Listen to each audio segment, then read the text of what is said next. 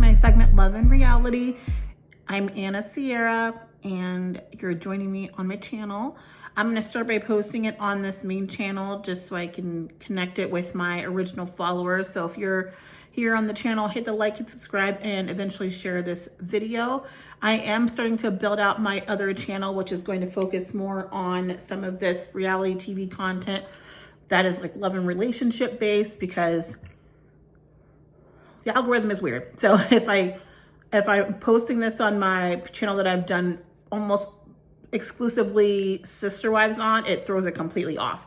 And I actually love covering this stuff, but it just doesn't work on this channel. So I'm gonna keep posting it so you guys know and you can hear me tell you that I'm starting that other channel. So if you could follow me on that channel so I can help build that one up, where I'll be posting more of this content. I know The Bachelorette is coming up as well, so that'll be really exciting. And also the end of Bridgerton, the last few episodes of Bridgerton come out the 26th. So that's exciting. So I'll do maybe a live or something like that on that channel to get it going, just to talk about some of the fun love and relationship shows that we have on. But that channel will be solely focused on some of these love and relationship type of reality shows like The Bachelorette, The Golden Bachelor, The Golden Bachelorette, that whole series, the Love is Blind series, Married at First Sight series. Those are some of the ones that I really like, that I want to continue following, but I don't want to mess up the content here, and I want to make sure that what I'm delivering here remains consistent. So thanks for following. Sorry I had to do that interruption, but I wanted to follow up with you all because I did catch up with the show, and I know that episodes 9 and 10 have not been released, so I'll take the time to watch those as well. But I wanted to give you a recap of what I thought about episodes 7 through 9 of the show. So we have currently 7 different couples, you all, which is quite a few couples to cover when you think about it. It's too many couples. And this is what I think might have happened, because we all know that Vic and Christine were not invited to Mexico, and they were sent on a separate trip in Malibu. But we're still seeing video of them, and most of the video we're seeing of them is like self-filmed stuff. And I think what might have happened with them, this is just my prediction, is that all the couples that they had going till the end, none of those people got married. Like, I feel like all those people told them before they moved into those apartments that they were not planning on being with the people. They had no desire to get married. And so then they panicked and said, the only couple we think that might have a chance to make it to the end is going to be Vic and Christine. So I think they said, let's at least, let's try to get them. I think they just took the footage that they were already filming of themselves, because when you're on a vacation, you film yourself. I think they just took that footage and put it on the show and said, we're going to try to catch up with y'all and like have one of our film crews come in occasionally to film a few moments. But if you guys for over the next few weeks can get to know each other and like try to fill it in, it's either that or they went and got married. They made it to the end and got married on their own. And these are just like the scenarios where it's actually the film crew filming it. I feel like that was filmed after they'd already gotten married. It just feels way too comfortable. It's very weird to me. There's just some suspicious stuff going on about that. But I'm going to recap episodes 7 through 9, and we're going to go over all the couples. And I'm going to go by episode. That's the easiest for me. So now they're all returning back to Ohio, y'all. So they went through their honeymoon phase. Not honeymoon phase, but they went through the honeymoon. That's over. And so after the retreat, they're returning home, and they're at this point going to be seeing each other's homes and meeting each other's families. This is like really important. This is kind of like the first introduction to your partner. That's not something they were able to glaze and spruce up in the pods. Like you can lie all you want to, but about how clean you are or maybe how much money you make. But at the end of the day, when I see your home and I see how you're living, that's going to tell me the truth. And also with the family, like you could say you're a certain way, but your family is going to call you out for how you are. At least if you're having me, you're introducing them to me. So that's kind of where the period they're at now. So the Emma and Mike, they're continuing to have conversations about like their kids and their compatibility. Their compatibility issues, in my opinion, are so surface level, and they're things that I feel like you can work out when you've been in a relationship with somebody and you're getting to know each other and you are giving each other grace during that period. Because I think for some people, when you've been living on your own, and I'm someone that lives on my own, I can throw my stuff on the ground and I can come get it when I feel like getting it. I'm a person that I don't really throw clothes all over the place. Like, I don't like a whole bunch of shenanigans happening. I get them all together. I have a pamper, but I am a person that leaves a lot of shoes around until I get tired of them and I'm tired of stepping over them. And then eventually I'll put my shoes away. But for somebody that like is a big neat freak and hates seeing shoes around, that might piss them off. And those are just things that you'll learn about each other as you start having just mutual respect for somebody else's space and living together in one space. I think that's when you can make those concessions and balancing chores, and that just takes time to do that. So I feel like Mike's a little rigid when it comes to that. And I'm really still concerned about the fact that he's really pushing for these children, because he says that he's okay with waiting a little bit. And, they all say that. I'm okay with waiting. I can get to know each other. And in reality, I think he wants those kids yesterday. And Emma's clearly not there. We all see she's not there. And we find that out even more when we get to the part where where they're meeting her family. So that's interesting. And then Vic and Christine, they start having just some conversations about what their future is going to look like and about expectations with children. And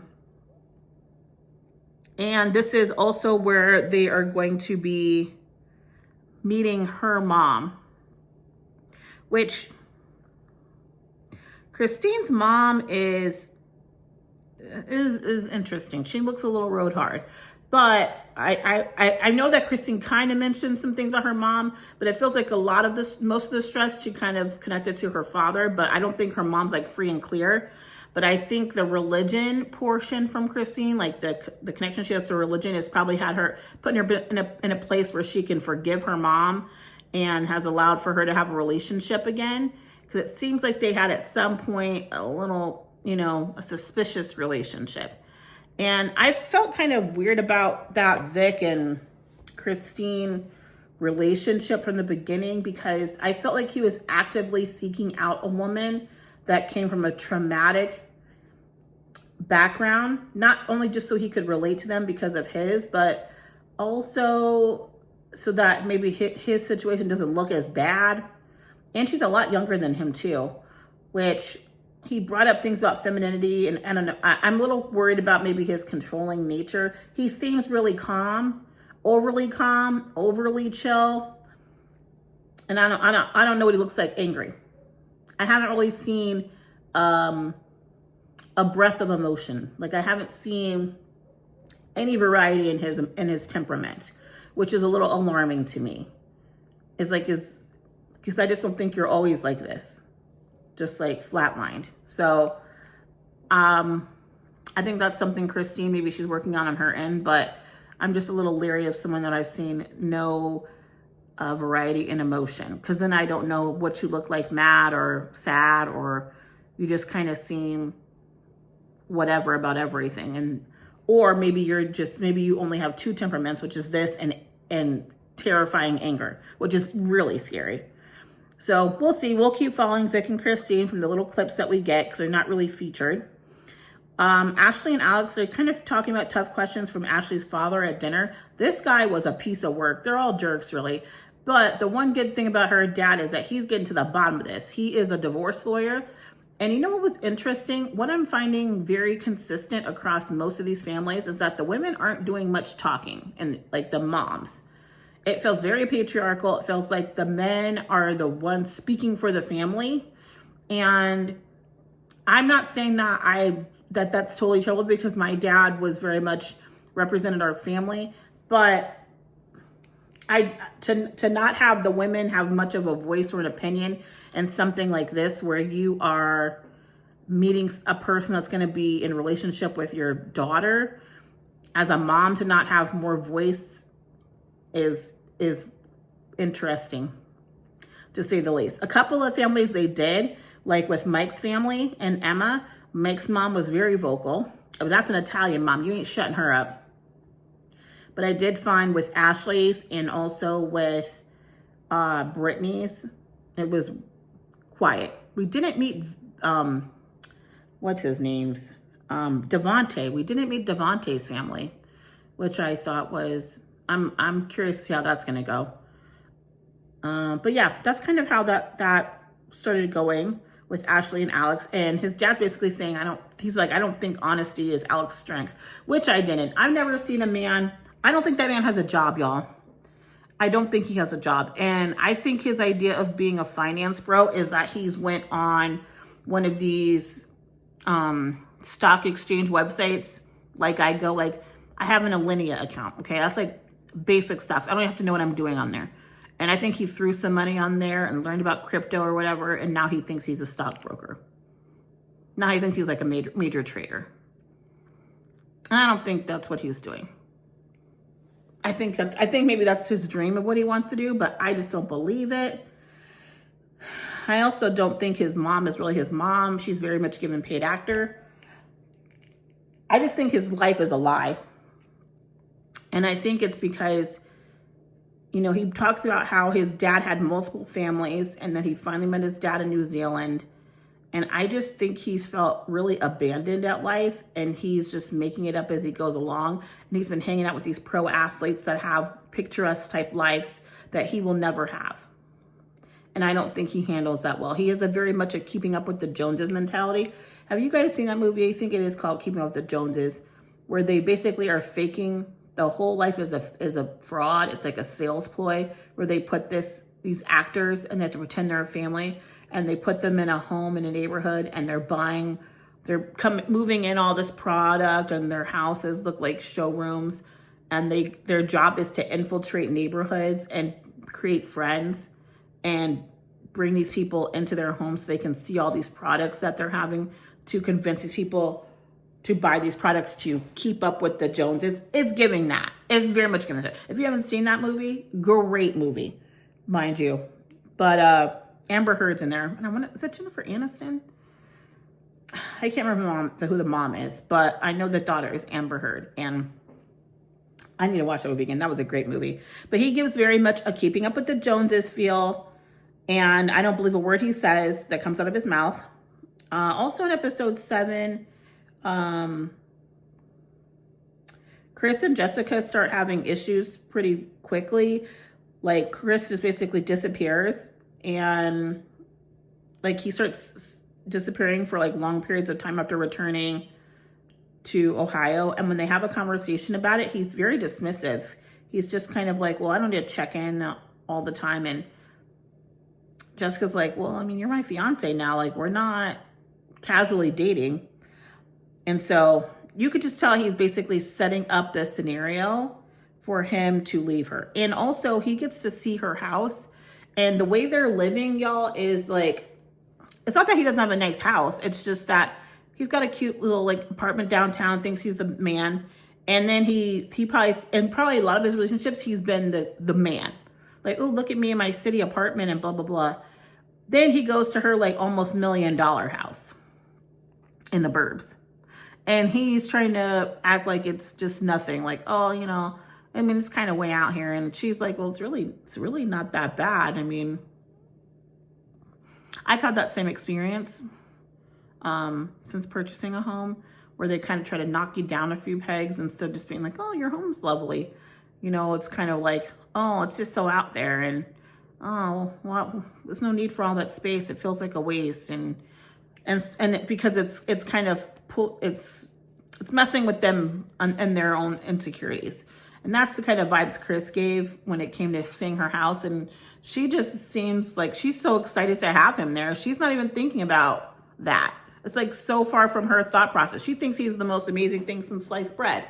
But his own insecurities are going to come back to haunt him, as we'll see in the next episodes. So yeah, that was episode 7. Pretty much a snooze fest. But we did meet some of the families, and we started seeing them get acclimated and comfortable with each other. And yeah, that's kind of how it went. Episode 8, we're still meeting families. It's really funny because this is where an episode, is it episode 8? Yeah, episode 8. So in episode 8 is where we get the jerk off moments from Chris with Jessica. And he basically says he's used to dating women who do CrossFit and like Pilates every day. Are you, Chris? He looks like a hobbit, but also like, he looks like one of those, he's so red in the face, but it looks like alcoholic red, like guys that drink too much and they're just always red. He gives me those vibes. And he tells Jessica he's used to dating these women that are just in the gym 24/7. And she's like, well, I told you I'm a doctor. I'm very busy. I told you I don't like to do that. I'll never do that. That's not me. And he's trying to make her into somebody that she told him from day one that she was not. And last time I checked, I saw her in a swimsuit in Mexico. Girl looked good. So I'm just having a very hard time believing that it's because she's not, doesn't have a ton of muscles and blah, blah, blah, that she's not his type. I feel like this is probably something he does to every woman that he feels insecure around, where he starts trying to tap into something he assumes most women are insecure about. And when they're not insecure, he doesn't know what to do. He doesn't have like a backup plan to beat them down with. It's like, what do you mean you're not insecure about your body? What do you mean this isn't impacting you to the point where you'll like grovel and succumb to me? And she did the opposite. Like Jessica was like, well, I'm never going to be that. So we'll go ahead and call this now. And as devastating as I'm sure she is, I think her dignity would not allow her to go there with him. And I feel like I definitely had a person that I was in where I feel like they were just trying to beat me down because they were very insecure. And then when I said I'm not buying into it and walked away, I mean, they tried everything.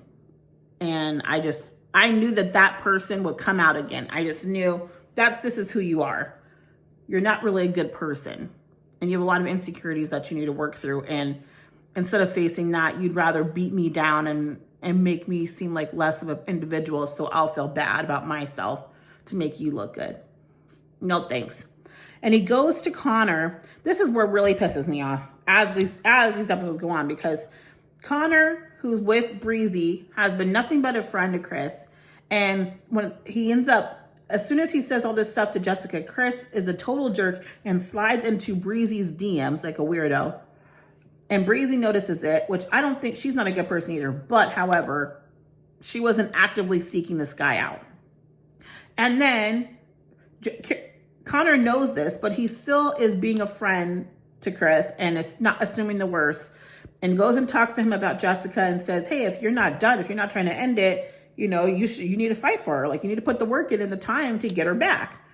And for him to even take the time to do that for Chris does not deserve a guy like Connor. Period. Through these episodes, Breezy is one of those women that'll beat you to death. Like when she sees Connor's house, Connor has a home. He has a home that he owns. That to me is huge. He has a nice house. And is there some things that probably need to be fixed and adjusted? Sure. Is he a little frat boyish? Yeah. But he wouldn't be the first that I've met. And he didn't have like some filthy house. It was just a little frat boyish. Those things you can fix. I'm sorry, but a lot of guys, no shade, will throw up a poster or nothing at all on their walls. Even for me, I'm just moving into my home and I'm barely getting to the point where I'm able to put stuff on my walls. And I didn't rush it just to see I did something on my walls. I'm taking my sweet time because I have nobody to impress but me. And I feel like that's how men think in their homes, but all the time. They have nobody to impress, so they're not doing all that. They'd rather put that money somewhere else. They're not going to buy an extra frame. You're lucky if a photo is even in a frame. You're lucky if there's even a photo up. So that's what women do. What men have houses, women have homes. We make the home. We help build the home. We are the ones that put the little je ne sais quoi, the little sparkle on things. And I watched there's this, I don't know if they're on TikTok or something, but there's like this couple and she'll come home with something. It can be like a basket or something. He's like, what is this for? And then she shows him why she bought this thing. Like, Like the blankets will be just sitting on the ottoman, and she'll take this basket and position it in front of the fireplace and place the blankets in there and say, that's why we need this. That's why we need this extra basket. You think it's just a waste. I'm telling you, this is how we make things at home. And I think about that all the time. Like I have frames and the decorating, like for Valentine's Day, cute little frames and everything. You guys saw that when I was doing my Valentine's live, but that's just the difference. And so I think Breezy she was like a dog with a bone about his home, and she just kept repeating it to her family and his family, and it was just like, didn't he tell her to be quiet? Like, she doesn't know how to be quiet. Like, be quiet, girl, please. If you do nothing for us at all, just be quiet. So she's real suspicious to me as well. In this episode, Devontae meets Brittany's family. She has a really great family, a very nice father, which I feel like Brittany is such a pretty girl, right? But she's also a person who has a bad picker. Just like Jessica's dad said she is a bad picker, I think both of those women have probably picked men based off sexual chemistry and what men look like for the majority of their lives. And 9 times out of 10, that's been a bad picker. And they haven't done anything else positive for them but that. And I feel like a girl like Brittany's doing she has that same behavior. But I think Devontae was impressive to her parents in that space. He seemed like he was really into her. And I don't think that he's not into her, y'all, because at first I thought he just wasn't into her. I just think he doesn't know what to do. And I just think a woman of color, a black woman, is just not his first go-to. It's just, and I don't think, and it could be not even that he's not necessarily attracted to them, but he doesn't have the confidence to approach a woman of color. Because I think they kind of looked at him as being a little bit cornball, which he is. And I just don't think he's had the swag. I just don't think he's had the riz, as they say, to approach one. You have to let me know what you think about that in the comments. And moving on to the last episode of the 3-part 7 through 9, as we start to see some breakups. This is where Jessica ends up leaving Chris and saying, I'm done. I want to be with someone. She's basically saying, I want to be with someone that makes my life better. And my body's not going to change. Peace out. And so then they're done, y'all. Like, she's not coming back. Even when Connor talked to him, they weren't back together. I think they just basically flat out moved out of the apartment that they share. And in episode 9 is when they all get together. You know, like usually like mid-season to late season, once they're back in their hometowns, they get everybody together at like a little pub or something locally. And they'll invite back some of the other people that were in the pod. And then some of them that had maybe some broken connections, so they can see how they feel once they've seen each other. And like they had Kevon there, wide-hipped Kevon. You know, Kevin he just reminds me of one of those kids that lost a lot of weight and isn't yet comfortable in their body. Like he still kind of walks like he was heavier, and he's not used to women really maybe looking at him in like the romantic sense. He just gives that vibe to me. So he's a little awkward. But I did watch the What's the Reality episode with Tyler and what's her name? Not Jaya. The two that were dating, Kia. With Kia and Tyler, they were on What's the Reality and getting some more insight as to what was going on. Honestly, I think Tyler was crazy. She was a little bit crazy. She went a little off the deep end. And I think it's because she wanted to be married so bad and she had poured so much of herself into it. And I think when you have an expectation of what you think the outcome is going to be, like, I'm going to come here and meet my husband. And when it doesn't come to fruition, you start to get really irritated about just being dragged along. And also, they were both dealing with a man who openly admitted to them after they left that he had no business being on that show and he was not ready for marriage. So even he knew that, y'all. He knew that he had no business being on that show. So don't come down on everybody that's been saying he had no business being there, because even he's saying he had no business being there. Like, Kevin, good luck to you, my boy. You had no business being there. You didn't have your ducks in a row. But they all are at this, and they didn't really show them interacting much, but they did show some of the couples talking and chatting, and then they find out about Chris and Jessica. My girl, what's her name? Amber. Baby Amber, girl's girl. Amber is not the one. She's not for the shenanigans. She's basically like, Chris he ain't shit, and I don't want to deal with him. And when everybody else is talking bad about him all together, when he comes in, these women act like they weren't just talking about this man 5 seconds ago. Amber gave him the same energy that she had when he wasn't around. And I love a girl like that. Like, don't act like you like somebody when you don't. And then he calls Amber basically crazy and talks about her personality and says, oh, well, we thought Jordan would be the right fit for you. And Amber's like, how you feel about me, I don't really care. Then she brings up Jessica and says, you're never going to find a hot doctor again. Like, that's never going to happen again for you. Which I agree with. And I think when Chris went in the bathroom, he's now a sloppy drunk at a certain point, y'all. Like, he's basically taken back the booze. Like, the boy got faded pretty quickly, which is to his detriment, because now he's making a fool of himself. He's in the bathroom saying he doesn't care. He doesn't give a shit. He's saying that over and over again. Saying this to Alex, telling them basically he's going to take Connor's woman, which is Bree. He's going to hit on her. He's going to do all that, and he doesn't care that she's with Connor. He's going to be flat out disrespectful. Oh, well. Which is insane. And when they come out, when he comes out the bathroom, he ends up connecting with Jessica, Priyanka, and Breezy. And they're talking to him. And then I don't know how they got on the subject of his sex life with Jessica. I thought that was very rude and disrespectful. It should not have been happening. And those women playing into it and like co-signing for him, how he's saying it's the worst ever, which it's like, y'all don't see through the tea leaves. Like, y'all aren't seeing that this man is trying to tear her down. Like, nobody's understanding that. Have none of y'all been gaslit before or what? Because why are you playing into this? And especially you, Breezy. But I think it's a whole bunch of pick-me's, really. And Jessica, I didn't get to see enough about Priyanka to know her, but she didn't stop it, so I'm throwing her in there too. A lot of pick-me's want the attention of men and just co-sign shenanigans, even though they know good and full well it's nonsense. And this is, they kind of, Connor starts basically, not Connor, but Chris starts talking to Breezy basically about her relationship with Connor and how their sex life is. And he's basically trying to hit on her and be with her. And it's really gross. And he's doing this in front of Connor. And Breezy is entertaining this in front of Connor. And it's so disrespectful. And I just want him to leave her. She does not deserve him. So, yeah, y'all, it's been interesting.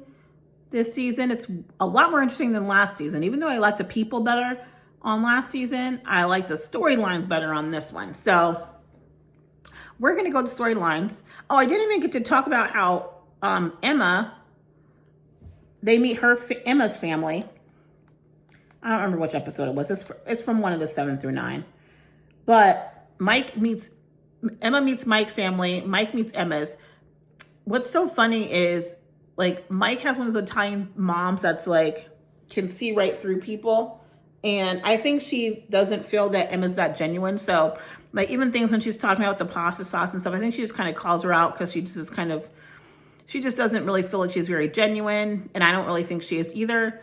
And when I see her interacting with her family, I mean, her family feels pretty confident that this woman has been very specific about not having children. And I think she just doesn't want kids. I don't think it has anything to do with her being adopted. But I do think when you bring children from different countries into white spaces where they have to feel like they have to fit into those spaces and they don't really have a significant connection to their culture, that's going to be detrimental down the road. And I think I hate to say this, but she had like the melanomas. I feel like she might have utilized some of those things connected to her disability. I don't know if it's a disability now, but some of her scarring and things like that. Use it almost a little bit, not necessarily as a weapon, but as an opportunity, a little bit of an opportunistic point with her parents to gain some extra sympathy. It was very much giving the vibes. And then also she was like home alone with her parents for a few years because her siblings were older. So that's also a little suspicious. And I'm wondering if there's issues with that in the family. And her sister basically says if she could do it all over again, she wouldn't have kids. Everybody's up in an uproar about that.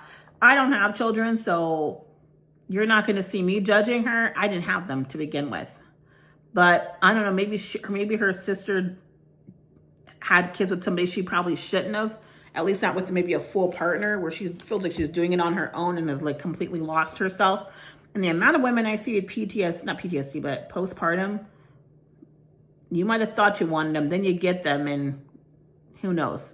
So lots of factors as to maybe why she was saying that. But that was an interesting meetup too. But you can tell her parents, like, her family really loves her. And she kind of she acted in the pods to me more like a victim, almost as if she wasn't loved. It kind of felt like that till she got down to those cards. It's like her stuff felt like there was contradicting each other. But she clearly came from a very loving environment. But I don't think she's ready for marriage either. That's just my opinion. But you'll have to let me know if you guys have been watching it. This is episodes 7 through 9. So there's way more episodes, it feels like, this season than there was last season.